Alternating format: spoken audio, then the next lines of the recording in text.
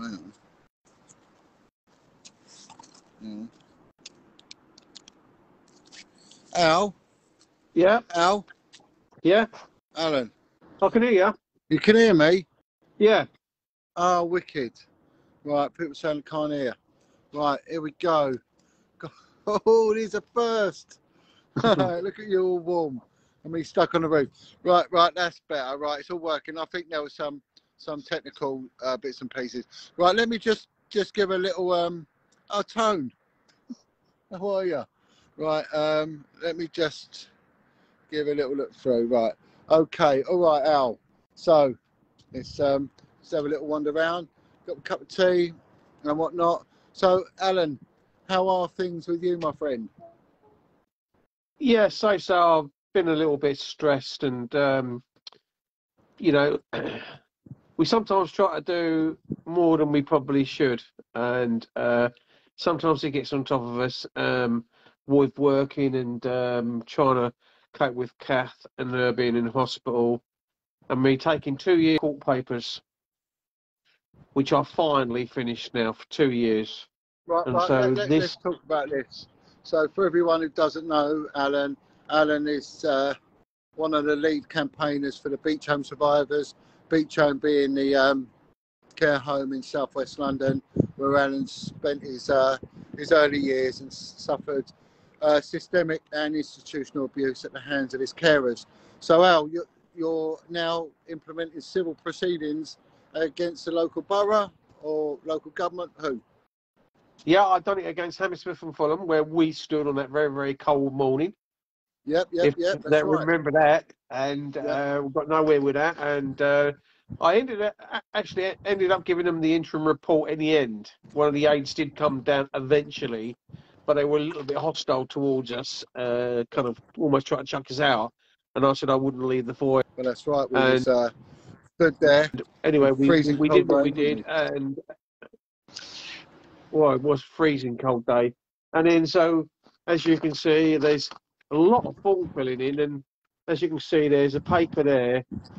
You've got to do this for court proceedings, and then you need this is very important actually, because I don't know if you can see this. If I'm going to hold it up, there's a number on here.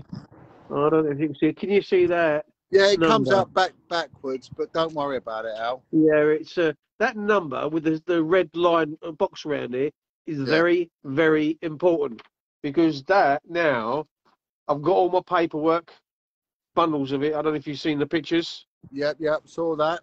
And as I say, I've been working with Charles. I've been doing case law, case precedents of human rights, children's rights, all the different things, Rice versus Connolly, you name it. We've gone through the whole shebang, on inalienable rights, the convention laws, you name it. We've gone right back and we've done it. Even what judges have made case precedents. So there's nothing they can actually do about it because it's in law. And what court are you going before, Al? Well, what I've done, I've done all my paperwork, and I tried to go to Grimsby.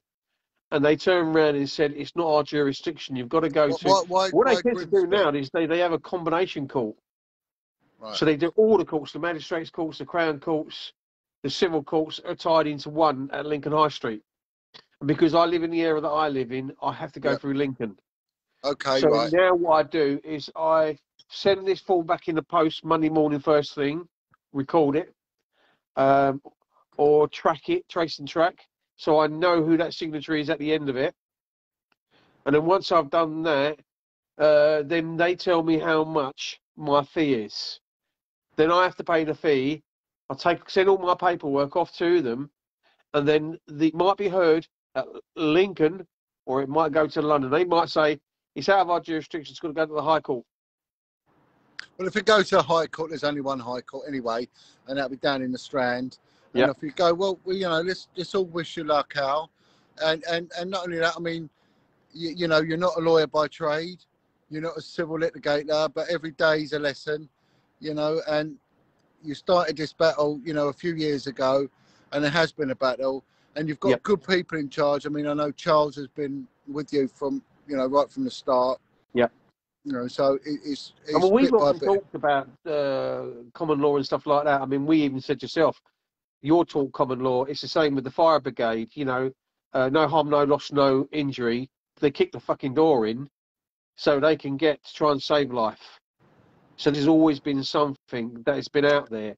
It's the way we use it because we're Well, in the system that you know as well as I do is not always right. no, that's right, and they're trying to erode common law, but like you say, it's harm, loss, and nuisance, and it covers everything, Yep, absolutely everything, and it's an any person power, so anyone yep, can step in, and we're seeing this now, and I want to give a big shout out to people that have taken the law into their own hands, and i.e. these paedophile hunting groups. yeah, You know, I'm sort of coming in more and more in contact with them, and they're really fine tuning their act. They're professionalising it, and they're getting some cracking results. oh, I right. mean, The when provincial you Scotland, John, is brilliant. yeah, when you're looking at the sentences that they're getting, you know, they're getting in the double figures now as a combined effort, and they're Yeah, linking in with each other. So what they're doing, you know, there's been this natural progression, and if one unit has got a body up there, they're now passing it down to their colleagues further down, and they're working in harmony with each other, and it's brilliant to watch. We've been today our first deployment on our new unit that we started. Have a banana, Paulie. And we've been up in the Midlands. We've got onto some government ground that we didn't think we'd get on. We fought in Parliament. We've gone on there and we searched some ground today, and that's for missing children. We went from there to another job. So we've done we've done 3 deployments today. Um, Brilliant, absolutely brilliant. So, you know, we're all working off our own backs and out our own pockets. But if anyone does want to in any way assist, because we're going to need equipment, whatever, please let us know. Not a problem. But I'm not holding my hand out. It's there if you want it. But what we're going to do is pretty much what yourself is doing, what the paedophile hunters are doing, and that's taking the law into their own hands, but working within the law. We will be telling the lawful authorities what we're doing. But yep, like we're seeing failings all the time. I mean, last night I was in central London and a lady had a heart attack outside a block of flats, wow, and she was with a partner. And I said, "You're going to have to take her in." He went, "No, I've called for an ambulance," and he thought the ambulance would be there. Right now, they come from the third world, these people, and they said, "Well, the ambulance won't be long." It took 2 hours while someone was on the street having a heart attack. So we're seeing a depletion in all our public services. They're going, and we see yeah, it more so with the NHS. yeah, I mean, we're hearing all this thing with this health crisis that we're going, that the NHS are in crisis. Listen, when haven't they been in crisis? You know, you don't join the caring profession that is nursing for money. You do it because you like people and you love helping.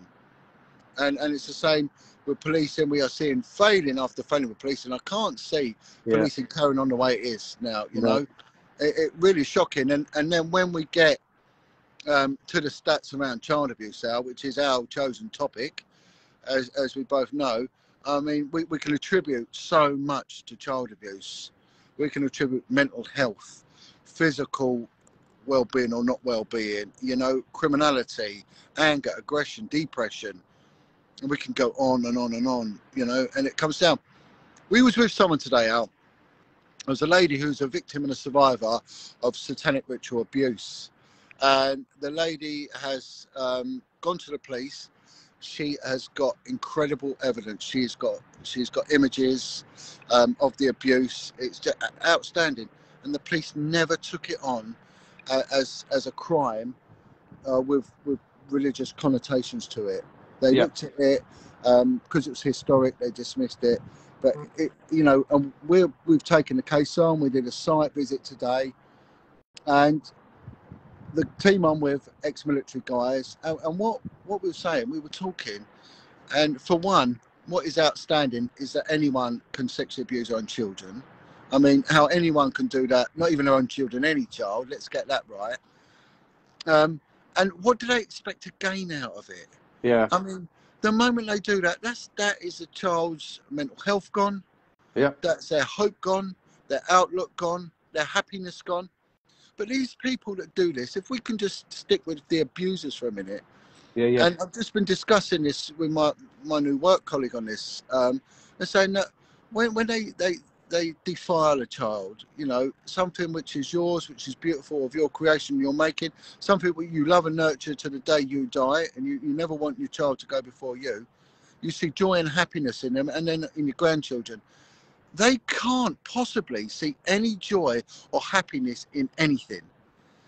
These child Yeah. abusers and these Satanists and devil worship, which is what we've been dealing with today, when you see what they've been doing, when we listen to this woman's testimony, they've been electrocuting her, they've been drowning her, they've been doing this. She's witnessed murders, she's witnessed abortions. So those that do it, they cannot see joy in anything. You know, if you get up in the morning and it's a bright, beautiful morning with fresh air and the birds are singing, you just take a moment of reflection and realise what a beautiful place you're in. Even if you're in debt or maybe in pain or whatever, but you see the beauty of what God's created. They don't see any beauty in God's Yeah. created because they ain't interested in God's creations. And when we look around and we see such miserable, sad people, and not only all of them are suffering, but some of them are sad because they know what they've done. And when you talk to the survivors, like in many occasions, you know, when we've discussed and we've gone on podcasts together, Adam, and especially when you would talk about these teachers that were really vicious to you, the Yeah. one thing was that they were miserable. There was no joy in these people. Yeah. You know, when they were whipping them, beating them, hurting them. I hear it from the testimony of Bill Maloney when he goes on about the nuns, how they would hit him till their hands got tired and hurt. And he was a 4-year-old boy Yeah. with absolute pure aggression, you know, but that's a little kid, you know, and they don't see any joy in that little kid. They don't want to help the little kid. And then when the kids went to bed, they hit him again and Yeah. they cause more pain and distress. And all that, and you think, what is it in them that compels them? There is nothing to gain from it. Nothing at all, you know? It's almost So, like a new drug, isn't it? I mean, the child you can, you know, like a drug you can probably use once. I think we used this metaphor before. A child you can use 100 times. yeah, A yeah, a drug you million can use times, yeah. once. Yeah, It's the yeah, new currency. It's the new tender. You know, when we talk about what we've done in over the years, look, I had to do what I've done. Although it's taken me 2 years, I've got to see it through. As much, it's what didn't help, John, and I say this. Respectedly. It didn't help when the police came back to me in my 60s because when I was in my 40s, I thought I'd turned that hurdle. yeah, And I thought my first 25 years, London was my Beirut, right? I was all over the gaff. I met a good woman in Cafe. She turned me around, but I was still having nightmares in my 30s when we were married, right? And then by the time I got to my 40s, I was kind of appreciating my life. And then the police came to me in Operation Bockhurst in my 60s. They opened that can of worms. They asked me to relive it. And they asked you to be in depth and tell them what happened. Do yeah, you know that is really upsetting, and yeah, that really is like that septic wound. You open, you know, if you open that septic wound, it's so yeah, alarming, distressful, and I mean, my sister spoke to the police as well because they came up to interview me on 4 occasions, and she said I couldn't do it, Alan. She said I absolutely broke down when he said to me, "Can you talk about it?" You know, when people want to do things to children and things like that, you know, some of the things that they ask children to perform and act on and do, right? People find it so difficult to relive, to talk about, and you know, it's stuck in there. And I don't care what anybody says. If you remember when we did the Sean Atwood interview, and I said to Sean when we did the promo, you know, once your innocence is gone, it's gone forever. Well, it's interesting what you're saying in about revisiting our wounds, because there was a case I remember of a young girl. She doesn't mind me saying her first name, Kirsty, a very brave girl. And she came forward. They sorry, I'm burping. Reported her abuser, who was her allegedly stepfather, mum's boyfriend or whatever. And we won. We got a huge conviction. We got a double-figure conviction, and she saw it through. She was good, and not only that, I've got to say this: she actually went up to her abuser, found him, and she smashed him in the face with a brick. But her real dad came during the trial, and he wanted to see me and have a chat with me. and he's an ex-criminal, big guy from East London, and he was put in a care home out in Hornchurch, and there was an inquiry into this care home in Hornchurch out in Essex, and he went through the mill, and he said the police came to him, right? He thought he got over it. He had problems with heroin and alcohol. He sort of cleaned up a little bit, and then the police came to his house, and they said, we need to talk about so-and-so kids' homes. Can we come in? And he said, yeah, come in. They came in. He said, I'm just going to the toilet. He climbed out his toilet window. He legged it, and he spent the next 6 months on heroin. Never went back to his house. Wow. And left him in there. And he said, all of a sudden, the horrors come back to me. And he said, what my daughter's done. He said, she's braver than me. I couldn't have done that. So, you know, yourself, Sue, Jean, you know, Martin, many others have come forward, and you've really faced it head on, and, you know, more so with you, Alan, because you're spearheading this. But how many just haven't got the fight in them anymore, you know, or they just want to forget it, and you can't blame them. You can't blame them for that, you know. But what an incredible week. I had the Daily Mail contact me this week, and they basically wanted me to sort of dig the dirt on Wilfred Wong, and that's not happening, you know. Wilfred's my friend, and I told him that. I said, no, listen, I don't know, I can't help you. Wilfred's my mate, and that's that, right? You know, whatever's happened, it's obviously something that's gone wrong, goodwill intention, and that's that. I can't help you, I'm sorry. They then wanted me to dig the dirt on the other people that got in trouble for speaking the child's name. And I'm not going to mention these people because it's unfair. Yeah. And they'll get no mileage either. I just wasn't interested. I'm not sitting there and talking to them. And that's that. And I thought, well, why is that? So I rang up Wilfred's friend. I said, to this guy, and I said, you know, the Daily Mail have rang me. And he said, funny enough, the Times have rung me, asking the same things. I said, well, what's going on? Well, look at what is going on, right? Prince Andrew. Yeah. He's in a world of shite now. Yeah. And I knew the moment he did that interview, that's going to bite him. That's coming back to get him. You know, and it's a good point you said that, John, because talking about Prince Andrew, not a lot of people know some of the things that we know. I mean, remember, I turned around and used to cab in London, right? And I used to know the Dolphin Square. I used to know the Elms Guest House. I used to use the children's home in Roehampton, where the girls were taken to the Elms Guest House, where we were talking about waterboarding and some of the punishments they were doing in Dolphin Square, where the key went into the Thames, where they went up and down the Thames, probably from Barnes to the Elms Guest House by boat to keep them off the road. And we've talked about this many, many times before. But a lot of people seem to forget. Do you remember the Coo Stark saga? Yeah. Prince Andrew in Belgravia, Chester Square, I believe it was, in Belgravia Way. She had a basement flat, and he was after her mate. He wasn't after her, and I think he tried it on with her mate. Yeah. And she tried to fob him off and all that, and he ended up with Coo Stark. I remember Coo Stark because she had a photography studio in Knightsbridge near Sloane Square. And as a captain, I did sometimes go, and she wanted pictures being taken to a studio or vice versa. Something was being sent to her. And you learn so much. I mean, the times we were waved on in Dolphin Square, what was all the secrets? Do you know what I mean? There was actual bodies found in the Thames, weren't there? Well, you've only got to look at that video by Boy George Culture Club. He's in Dolphin Square Leisure Club, where the abuse, a lot of it went on. And look at the lyrics. Do you really want to hurt me?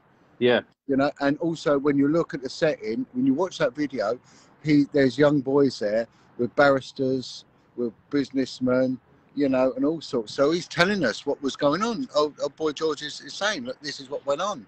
Yeah. You know, many things. But on top of that, look what happened in Portland Place. Yeah. With the BBC building. I mean, I did the Brew review on Saturday, and I said, how comes the Eric Gill statue still up? The bloke was an abuser, a rapist of his own children, and he was shagging the pet dog. I mean, shagging the pet dog, which were in his memoirs, which were public knowledge. And they commissioned him not just to do that building, but the British Transport Police building in St James's. He's done many government sort of buildings, this fella. A rampant paedophile and purveyor of bestiality. And, you know, and that's clearly paedophilic, that statue of Errol. Oh, absolutely. it's to do with a Shakespearean sort of reference, but Yeah. the Tempest, But apparently. people don't know You know, this, John. People don't know the background to a lot of this stuff that we talk about. A lot of the stuff that we talk about, we do our knowledge, we look into things, and we know a lot about these things. And what we're talking about now, when we're talking about the likes of Prince Andrew, you know, he's not squeaky clean, well, right? no, but this guy, he chiselled, started chiseling away and lump hammering the statue, right? I see it, yeah. Where is it in the papers? Yeah, Where is it in the papers? It was only the fact that people on social media put it out, yeah. you know, and he was shouting nonce, pedo, blah, blah, blah, and everything else. You know, where is it? And he Nowhere. graffitied it as well because Yeah, some of yeah, I felt some of the permanent pen was on there as well as some of yeah, that yeah. the bits been chopped off. And they said they didn't have the resources to remove it. What an absolute load of pony. You know, they pay their executives enough to, but why do But we yeah, listen to this crap? We listen to crap all the time. yeah, yeah, When they were given the first right to investigate thoroughly the allegations of Jimmy Savile raping hundreds and hundreds and hundreds and hundreds of children, they turned around and said there's nothing to see. Why is anyone paying their license fee? These are clearly corrupt, lying pieces of shite, you know. yep, And then when there was the independent adjudication in it, of course, major failings were found. You know, when Dame, I forget her name now, when she took the case on, you know, it was in her face. And there were many police failings. Sean was just putting a video out about this, the yeah. Savile thing, you know, and Savile, like you mentioned Savile in the interview because he was a visitor to Beach Home. He was, You yeah. know, and for 72. what reason, you know, and these people in the BBC, they knew. You've only got to Yeah, of look at course he him did. when he's on Well, we panel talked show. about this before, John. You've had your Stuart Halls, your Gary Glitters, right? You know your Rolf Harris's. There's so many of them. And look at Johnny Rotten. He turned around and told everything that was going on in the BBC. It's on you're clearly to see on YouTube the video of Johnny Rotten. Never ever did he ever go back on the BBC again because he was a truth teller. Yeah, that's right. And they won't have it. And you had David Bellamy spoke out about, I know it was a different subject, spoke out about global warming being just a natural occurring Yeah, incident and it had nothing to do with fossil fuels, blah, blah, blah, blah. Again, he was removed. You know, why do we put up with it? And we've got to say no more. We have to start saying no more. Because like I said, and there's a band, if you ever get to watch a band called Mind Your Language, they're out there. They did a good rendition of the Manic Street Preachers, If You Tolerate This. yeah. It's on your wall as well. Yeah. I think we had a few copyright issues with it. However, if you look at the lyrics to it, you know, our children will be next, and this is what's happening. What are we going to leave our children? And we've just got to say no. This can't go on, and we've got to do it with the police. When the police fail, Cressida Dick clearly has failed the populace of the metropolis, and will continue to do so. We've seen it with Boris Johnson, you know, with the nonsense about these parties. We see it again with the crap that Keir Starmer comes out with as well. There is no alternative. There needs to be a viable alternative. So our youth need to take an interest in politics. Now, you aren't too far off becoming a bit of a political animal on this, because if you get a success in the legal realm, it's not too different from now starting to teach other people and then campaigning how easy it is to do it, you know, and to get it forward. So I think we should watch this space with Alan, pay an interest in what he is doing, you know, and the guy that's helping him. And because it really could be, you know, a sort of a blueprint for all those others out there that have endured institutional abuse.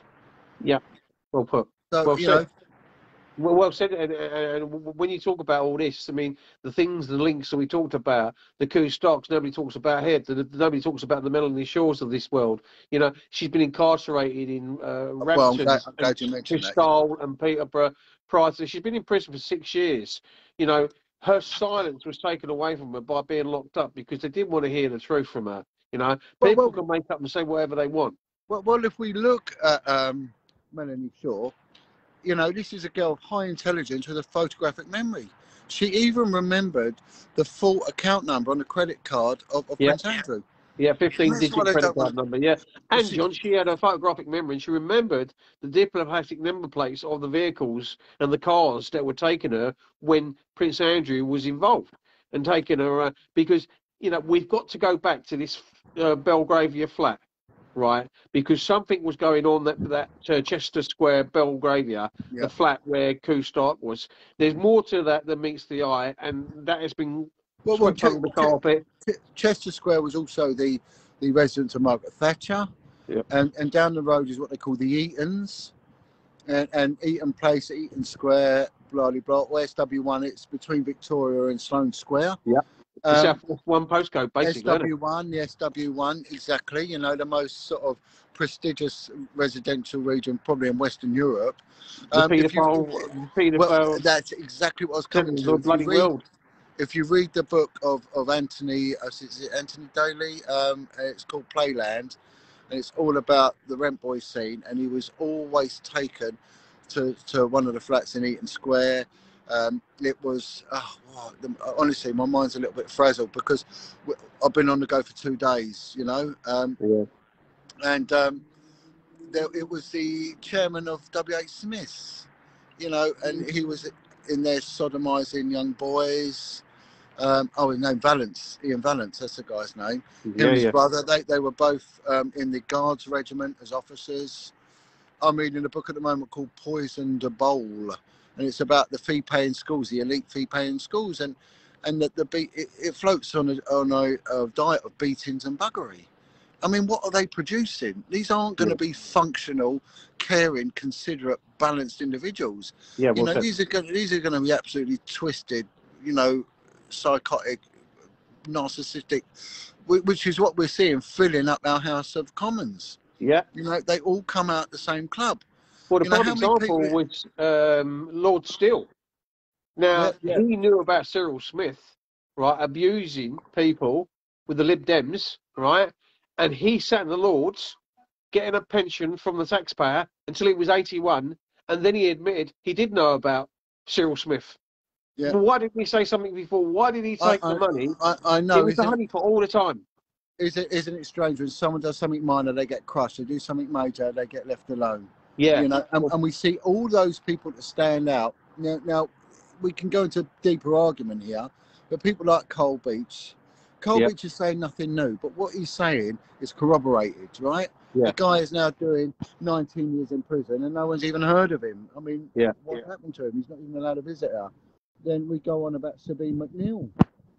I'm just looking at the comments, John, and Vanessa had just put a brilliant comedy. Apparently, when we're talking, I think what she's coming back to is apparently a car was burned. Now, that is to do with the Melanie Shaw, Prince Andrew saga, when she remembered all the number plates and things like that. And I think that's where she's coming back to that. Right. Well, I'll tell you what, let's keep our eyes open for the 29th of this month in Telford. And let's hope that it's not Tommy a bloodbath. Robinson gets his day. Yeah, but let's hope it's not a bloodbath, John, because when they were in Rochdale, bricks, bottles, and everything were thrown. He had to escort his kids away very, very quickly. And since then, his car's been bombed, and a lot of vehicles have been damaged. And you've seen it all. It's all on Getter now. It's in no way can we agree with public disorder to that degree and the violence it ensues. Yeah. And unfortunately, some people that follow and misinterpret what might be a Pakistani paedophile and what might not be. I mean, I come from a mixed background. My father. You got a little bit low, John. Oh, can you hear me now? Yeah. Oh, sorry. Where's my little mic? I'll tell you. Is that better? Yeah, much better. I don't know what's happened. There's something wrong with all my stuff. But even back in the day in the 70s, I used to get quite a little bit of the old sort of racial abuse of being accused of being Pakistani. And of course, I'm clearly not. But I mean, so unfortunately, that sort of ignorance is still there, and we don't want to promote that in any way. But as they say in a Scorsese film, what is right is right. And what's wrong is wrong, and you can't allow these grooming gangs, whether they are from one certain ethnic group or not, to continue with impunity, which is what has been happening, and we're seeing, the targeting of of victims here, you know, and we should never, that should never ever be allowed. Yeah. But you know, there's a comment put on here, you know, and also we look at Wilfred. I mean, Wilfred's work isn't too dissimilar to the work, you know, that I do, and I've done quite a lot of covert work with Wilfred. You know, whatever we think of him, this is a man of previous good character, and he's now serving a horrendously large sentence. Yeah. You know, which is going to see him through into his pensionable age.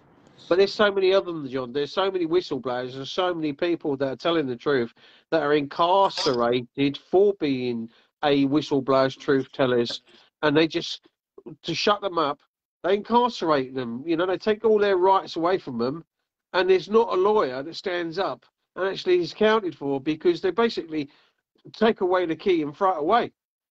Well, there's no glamour in it, and there's no glamour in dealing with child abuse. You know, it's a difficult job, and no one wants to know. And it basically comes down to that. And you know, like we've always said, Alan, if the truth ever got out regarding child abuse and how much it affects society, we'd be shocked. You know, the roof would cave in on these people. But you know, we've come a long way. You know, especially the whistleblowing community, the survivor community. We've endured so much, and I don't want to go on about it, but we need to mention it. You know, we get attacked, you know, we get trolled, we get this, we get that. Yeah. You know, there's a group now, the Hoaxed lot are still at it, and they're attacking myself and others because we're Satan hunters. Yeah, you know? we get so much shit. It's unbelievable. And again, it comes back to this guy, Julian Vane, aka James Hind, who's the one who grasses up people like Jeanette and others that speak out. He goes and informs on the police and everything else. So these are people that are pro-Satan, and they hate Satan hunters and the people who hunt Satanists, which I'm proud to be one of them. You know, I now am a friend and a warrior for Jesus Christ, and my mission is to expose this evil which deliberately targets our children. So if these people take umbrage with the likes of myself, Russ Disdar, Wilfred Wong, Tom Dunn, many others, you know, Jeanette and all that, in exposing this, like I said earlier, these Satanists, from the accounts that I've listened to and I've taken and I've recorded, you know, they sexually abuse and torture their children. Yeah. So these are people with, like we said earlier, no joy in their life. It's nothing but hatred for everything that's beautiful and perfect. And you know, they see that anyone who protects them is in the wrong. These are cognitively distorted, twisted, very sad, very damaged individuals. Now, they have no problem exposing people like myself. I don't know what they expose me for, God knows, but they think they are, you know, and others for the job that we do. Now it's time we expose them. Yeah. It's time we start naming them and shaming them. Now, I know a couple of these people. I know their home addresses, and I know where they are, and everything else. And there's a lot of people out there that, you know, that hate these trolls. That absolutely. No, I'm not promoting any sort of inciting any violence or hatred to anyone, and I would never do that. Yeah, I would never do that. But what you know, what's food for the goose is food for the gander. You know. Yeah. And it's very unlike me to name people, but these are dirty people that are causing a lot of misery. A lot of misery, not only to people that are doing good, but to survivors and people that are struggling with the after effects of ritual abuse, you know. Yeah. And it's about time the police started taking an interest in what we have to say and start targeting these people. Because my biggest concern was when they did this Operation Brockhurst, right, is why open that can of worms? Why do go through all of this? Why send officers up from Guildford on a 4-hour trip and probably stopped off, would spend the time they spent with me, then another 4 hours going back, booking 16 to 18-hour days, right, of a huge amount of money, to turn around and say to me 2 years later, your case is concluded because a lot of the people that you've named, they're either deceased, although there were 2 still alive to this day. And I said, whoa. And I did an interview. I taped him. I recorded the police officer that was running the case, Paddy Myers at Guildford's police station. I'll name him because I don't care. He phoned me up the next day and said, I thought you was better than that to do that. I said, yeah, we just have to get the truth sometimes. Yeah. And that's by No, sometimes catching Alan, people cold. You sometimes get something that's out there. They've got no loyalty to these people, and so they get named. So what? I mean, my name's been slapped all over the place. What does it matter? It doesn't matter. I'm not interested, you know. They've got to start doing their job, and they've got to stay. But, when we look at the success rate of historic child abuse, it's 2%. I mean, that's appalling, 2%. Yeah. Yet, if you was to lean over your fence and shout something that was transphobic, for example, and I looked into this, transphobic crime accounts for 0.0000001% of all crimes. Yet they got a unit dedicated to it. Yet at the time, they didn't have a unit dedicated to child sexual exploitation. And you look at how much a percentage of society, it has got negative consequences as a result of that. And this is how twisted. So we've got to start saying we're not having this anymore. And I call out to the youth. I don't know if the youth. I'm going to start moving on to TikTok very soon with my podcasts, because the youth watch TikTok a lot more than this. Good angle. And start calling out to them. Start taking an interest in your country and the political environment in your country, and start taking it back, because they're taking it from you and they're not listening. Can we give a big shout out to Darren Jeffries? He's not in a good place. He's desperate to raise money. He's desperate to raise money to pay privately for a life-saving operation on his heart. If he has to wait for the NHS, it will kill him. He'll die. He needs quite a few £1,000s. He started doing it, and some absolute moron who we, as a group, have helped. I've interviewed this woman, and I'm not going to stoop. But she started attacking him, and she's a survivor. And she's attacking Darren. The guy has gone through the worst abuse I've ever heard. And see, this has to stop. This really has to stop. Yeah, these attacks on survivors is disgraceful. Yeah, a lot of these, if they carry on, Alan, it will be that I'm going to start taking these matters and reporting these people ex parte of the victim, for harassment and all that, because I think what this woman's done to Darren is illegal and criminal, and also putting their names out on there, because what they're doing is wrong. It's so wrong. You shouldn't be attacking, people like that, especially being a survivor herself. But listen, that aside, let's get behind Darren. He's going to start. He needs a boost. He's going to start doing some fundraisers. If everyone, I've got 34,000. I did have 78,000 followers on YouTube. If every one of them chucked even 20p in, it would pay for his life-saving operation. I don't want the money. Darren needs the money. Darren hopefully will start up again. And we've got to say that, John, as well. Look, it's not about you or me. This is about Darren, who's a really, really brave man to turn around and tell the story he's told. And he is going through a really, really bad time. He needs this operation. And all the palaver that we've seen in the last 2 years, this COVID agenda that's been about, if I showed you something that I got from a letter from the hospital from Kathy, in small print, it says, let me just go and have a look, see if I can see what it says. It's a bit strange. I found it a bit weird. There was something on the...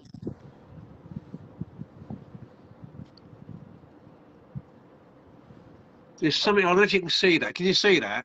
Yeah, I can. SARS-CoV-2, COVID-19, not detected.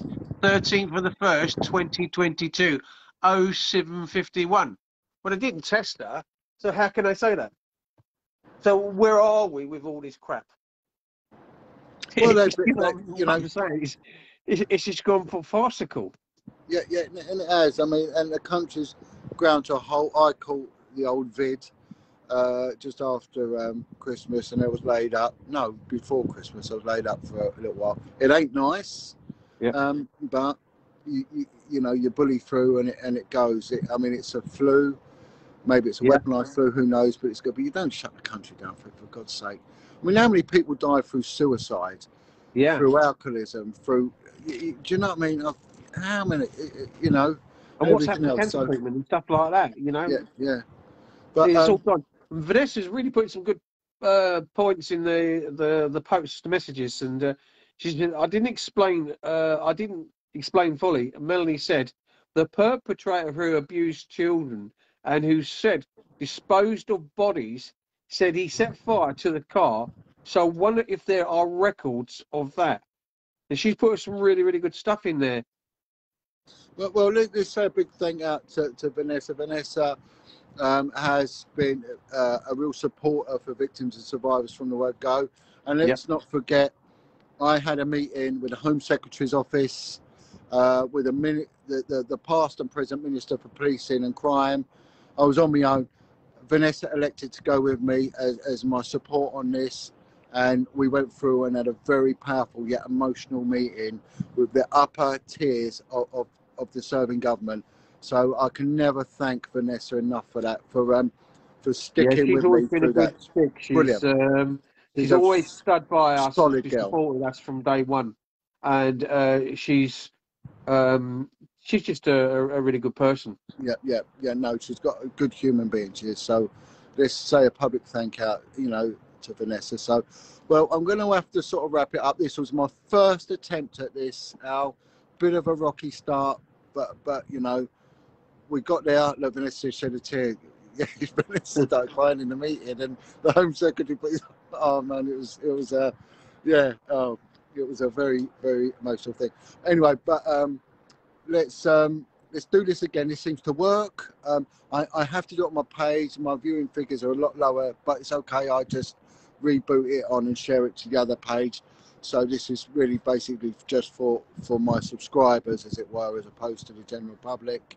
So we can both share it, John, and then through that, with the 4,000 that I've got, we can boost the figures anyway. Right. Well, let's say So I'm going to share it on my timeline anyway. So a big God bless to all the victims and survivors. Watch this space. This is going to be a good year out. This is going to be a good year. Please, please, please, send your support to Darren Layton, Darren Jeffries, whatever tag he uses. Send your support, boost this guy, and let's hope that we can get the money funded. It goes to Darren. It don't come to me, so I don't want these stupid videos going on. John, we're just stealing money and all that rubbish. Yeah. And let's pay for Darren to have a life-saving operation. We need the guy. He's a good guy. He's got a good story to tell. Yeah. A good story to tell, and he will go out there, and I know he will go out there and talk to the kids and get them away from crime. Most importantly, he's a truth teller. Yeah, truth teller. Yeah, and bear in mind, this was England's most prolific armed robber, and he's a gentleman, and he's a good, hot, kind-hearted, lovely, and it's a pleasure to call him a friend. So, please let's get behind it. Anyway, look, Al, let's just say a God bless to you. Let's hope your missus continues to improve, you know, and everything else. And let's hope that your civil lawsuit gains momentum. Thank you, John. All right. God bless Al. God bless everyone else. You, and from a mile up in London, we say good night.